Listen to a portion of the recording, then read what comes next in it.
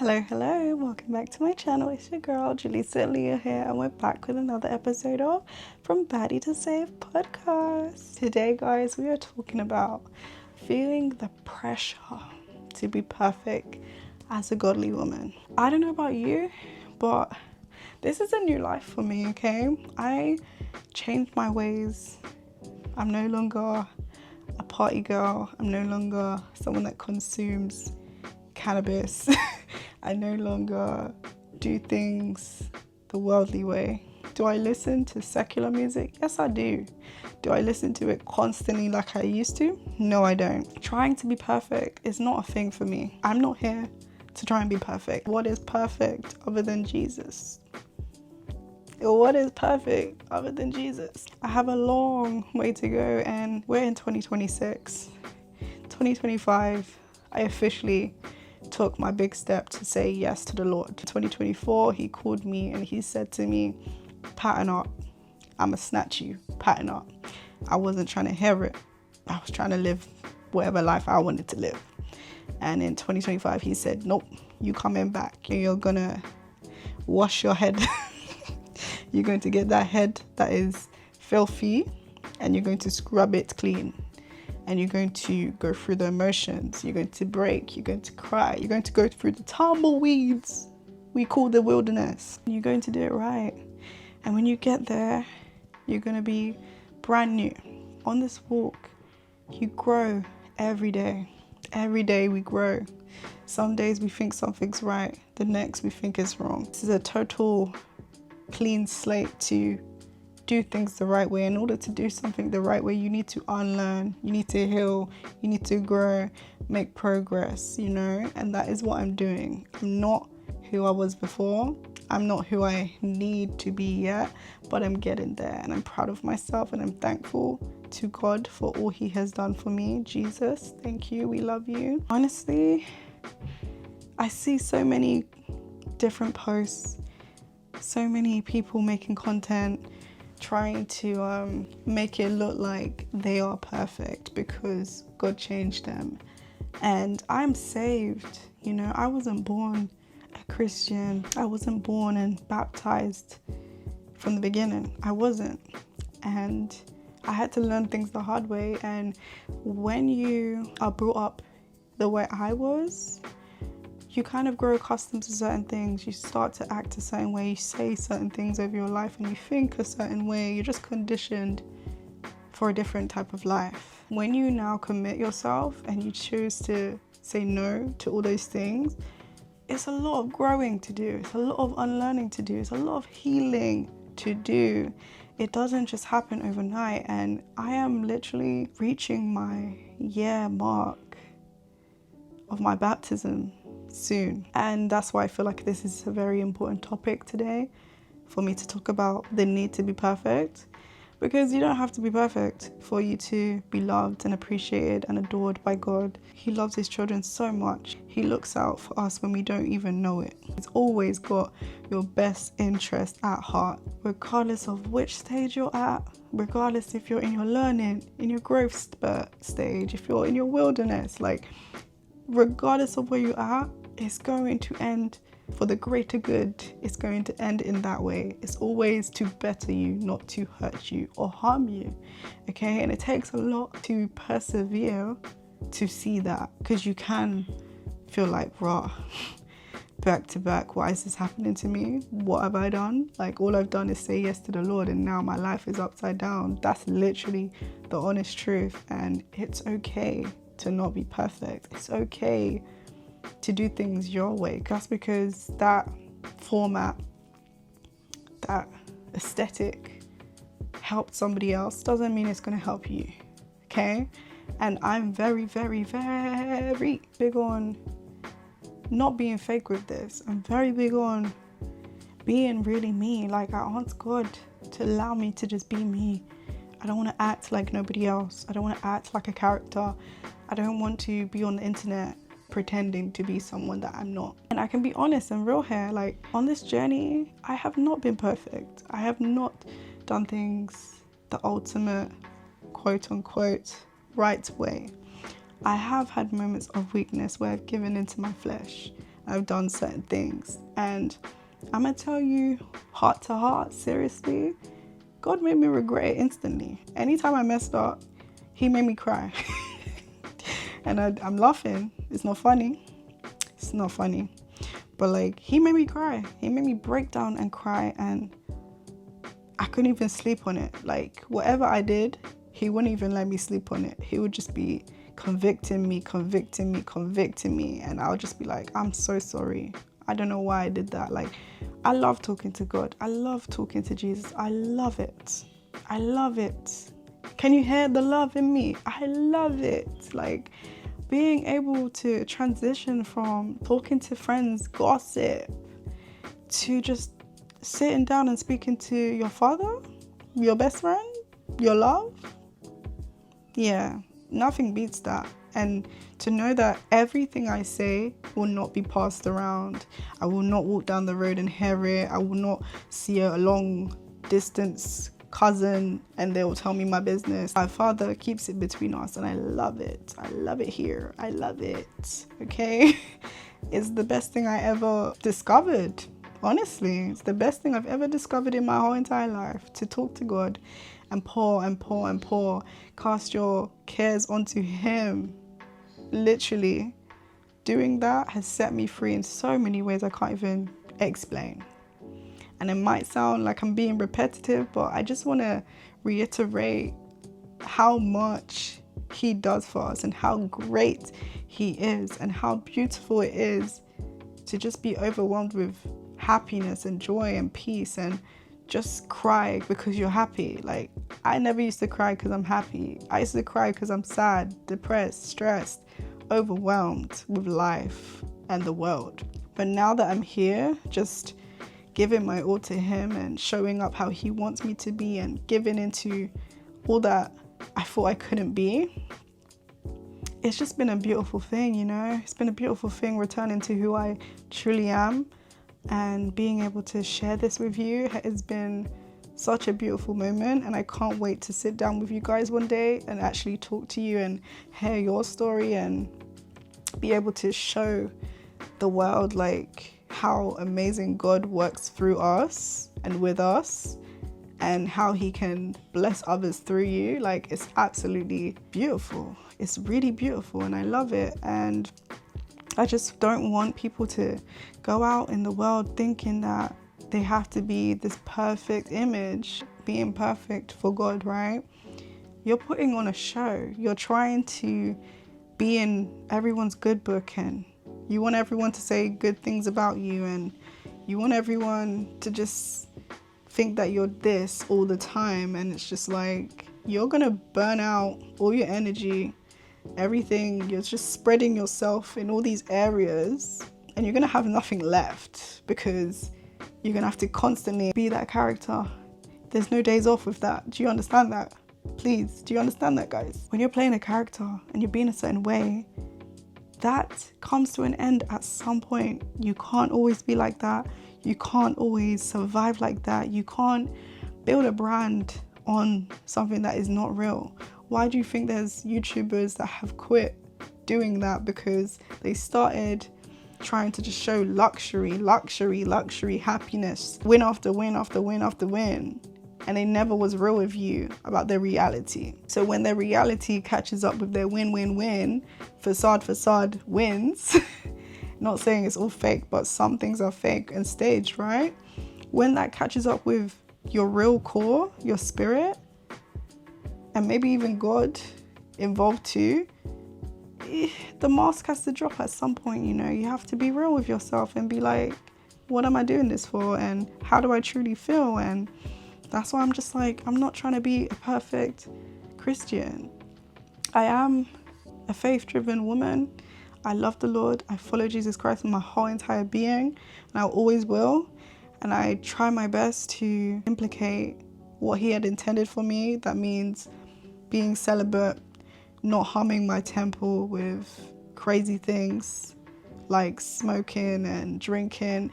I can have a drink because it's not a sin to drink. Everyone knows it's a sin to drink to get drunk, because when you're drunk, you're not conscious, you're not aware of everything that's happening to you.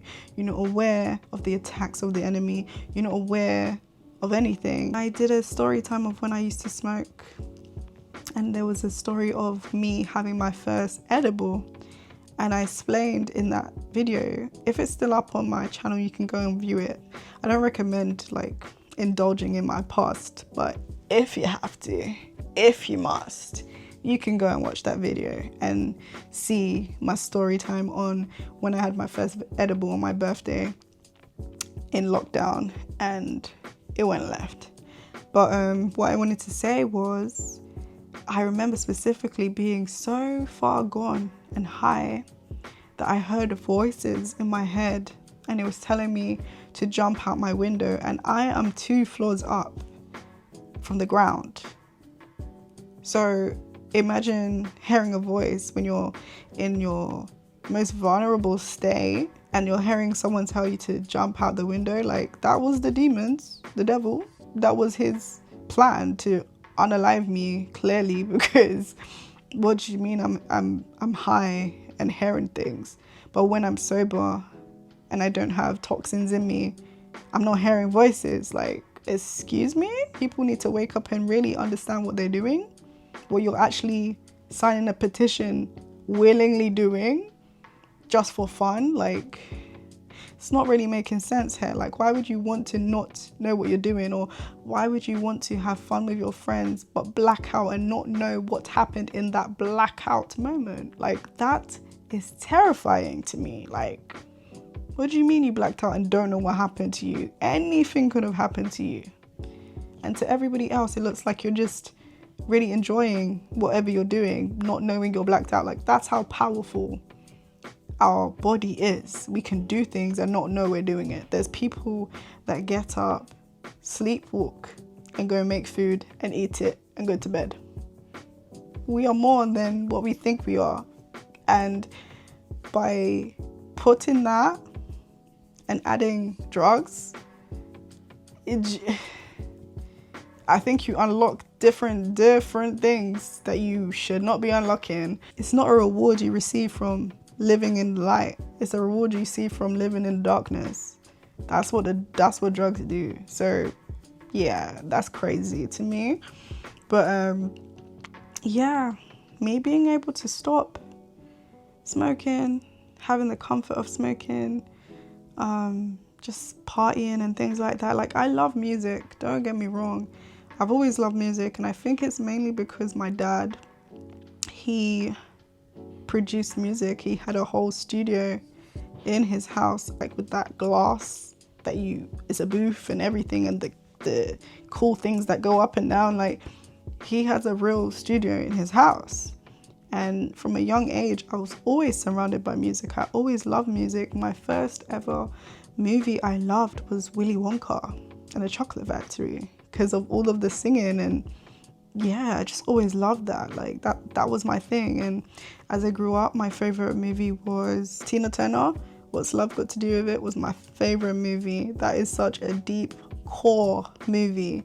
Also, I love Dreamgirls. Like, every single singing type of thing I was drawn to. I love that. I still am. And I think that's been the hardest part of my journey with God. It's just like not accepting the secular music that is popular. Like, I'll still listen to like old school R&B, you know, the Ushers, the Alicia Keys, the Busta Rhymes. Like, I'll be listening to old music, the Pharrell Williams. Like, I'll listen to the old stuff that I grew up on, because I still love that music to my core. But I cannot listen to no City Girls, no Cardi B's, no Scissors, no even Thames is starting to be a bit weird. Not going yay. I don't want to count her out completely, but that Rain Dance song, when you Google what rain dance is, I'm just like, summoning creatures of the ocean. I'm not for that. That's what I mean. Like, I like music, but I have to really read into what I'm consuming, what it really means, because things could look a certain way And it's not. It looks like it's good, but it doesn't mean good. And I'm not trying to be tricked in to consuming something that's trying to steal my soul. Like, we're not going to do that. So with that being said, I'll still listen to music, but once I hear something off, it's gone. My intentions are to listen to godly music, whether that's gospel rap, whether that is complete gospel like the old Kirk Franklin's, the lady that sings Dresses the Lilies. I love that song so much. It's not even called that, guys. It's not even called that. How Much More. I think it's called How Much More.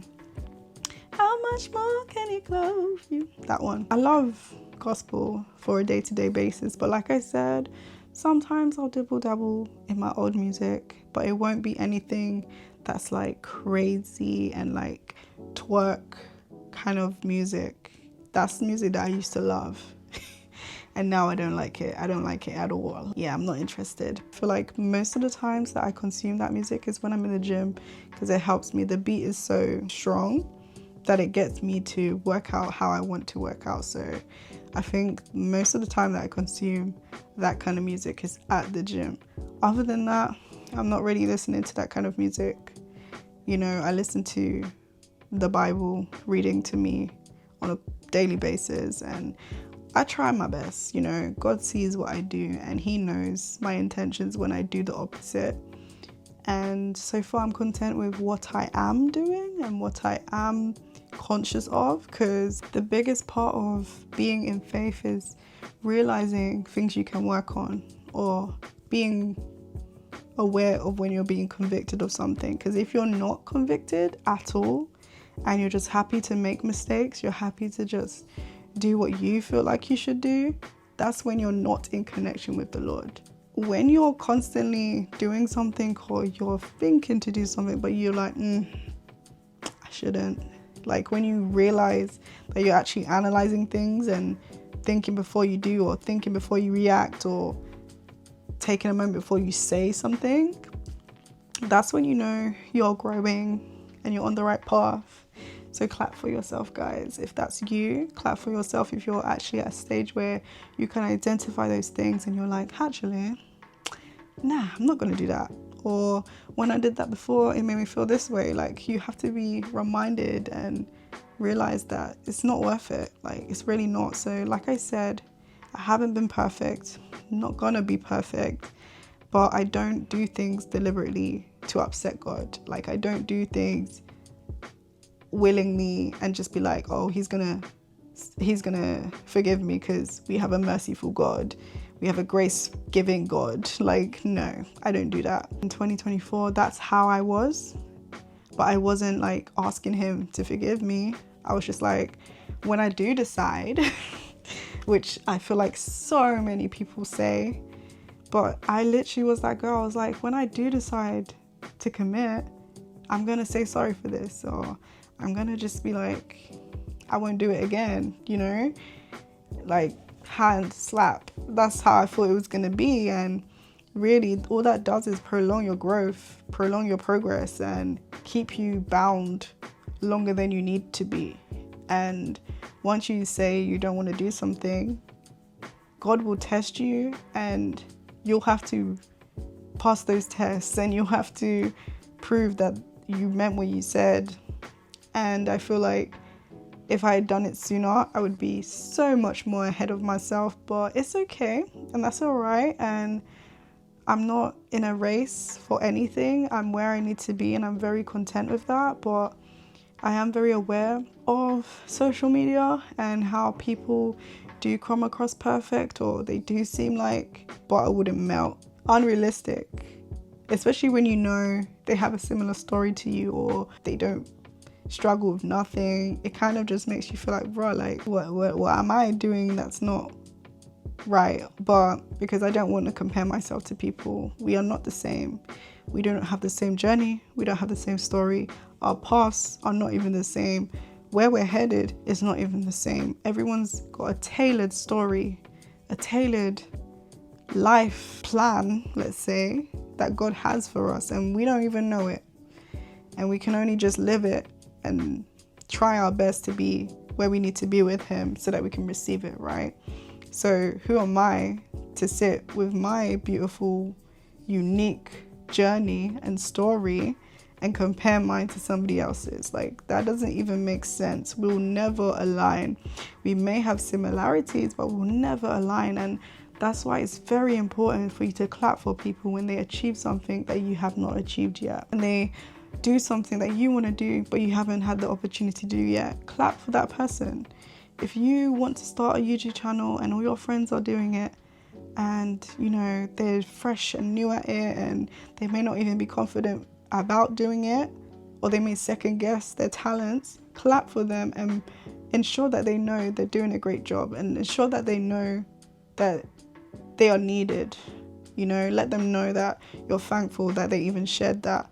You have to understand, before someone clicks play, there's a lot of thought process. There's a lot of things that are going through that person's head to tell them, why am I doing this? This is silly. Oh, should I even do this? What am I doing this for? What if it doesn't do as good as I want it to be? Like, there's so much thought process that goes on before it even reaches the internet. So when someone does something amazing, please clap for them. Please make them feel seen, heard, and understood. Allow them to see your like share it if you must. Like, do what you can do for those people, because they are onto something, and you don't even know why God is calling them to do it in the first place. People don't just wake up and put themselves on the internet. Okay, there's always a reason. There's always something, a lesson. There's someone to reach. You're always in purpose for somebody else. Like, what I do is helping somebody else, and to me it can sometimes come across as if I'm doing it for my own reason, to benefit myself, to grow in my own confidence. But really, I could be helping somebody else that wants to do it too, or that wants to break free of the worldly ways and become saved. Like, you don't know why you're doing what you're doing. Sometimes God just allows you to do it, and then when you get there, you start to realize, actually, impact. Even the tiniest thing you did is an impact. That's why nowadays a lot of people are influencers, and they're successful at that, because they realize that when they put on that fit, and when they pose that way, and when they say that name, people buy it, you know? And it's that simple. Stop striving for perfection and just do what you're called to do. Do what makes you happy. Do what makes your inner child proud, okay? That's all I want you guys to take from this. Take your cares and worries to God and leave them there. Don't go opening Pandora's box and revisiting what you left there. Stop reading the list of things that you said you're leaving with God, and just leave it there and continue on with your life. Don't look back, okay? Stop trying to be perfect. You're not going to achieve perfection. Many people disappear from the earth trying to be perfect because they could never reach it. Like, there's people that change their body to feel a certain way, to become a certain way, to gain, only to gain that same thing and still feel like they're not enough. Like, come on guys, it's a never-ending cycle. And I feel like perfection is something that was from the devil, to be honest. It's probably a word that was sent from him, because he couldn't be perfect and he fell. Do you understand what I'm saying? He fell, literally fell, and he failed. He failed God. He fell out of the sky and he failed God. So he cannot be perfect, and he's always trying to do something to be perfect, to be the best person, and he's never going to win. And that's how I feel perfection is. It's something you're never going to win, because you was never meant to be that. You were always just meant to be you. That's it. Be you, and you've already won. You know why you've already won? Because there's only one you, and no one else can be you. I can't be you. You can't be me. It's that simple. So we all win. And that's what people don't understand here. Like, we're just always trying to be perfect. But who is perfect? What is perfect? What is that? What is it? Draw me a picture of perfect. Because I don't know what that looks like. I don't. I just hear of it, but I don't see it. And what looks perfect always has something crazy attached to it. Forget that, please. Forget it. I'm not a part of the perfection. I'm not trying to be perfect. As long as I'm not on the road swearing at people, cussing people, judging people, doing anything that God wouldn't want me to do, I'm okay. I'm good. I'm content.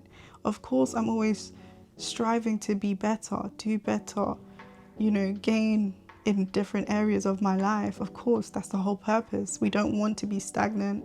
We don't want to not grow. We want to progress and grow and grow and grow into something beautiful. That's the whole purpose here. We all know that, right?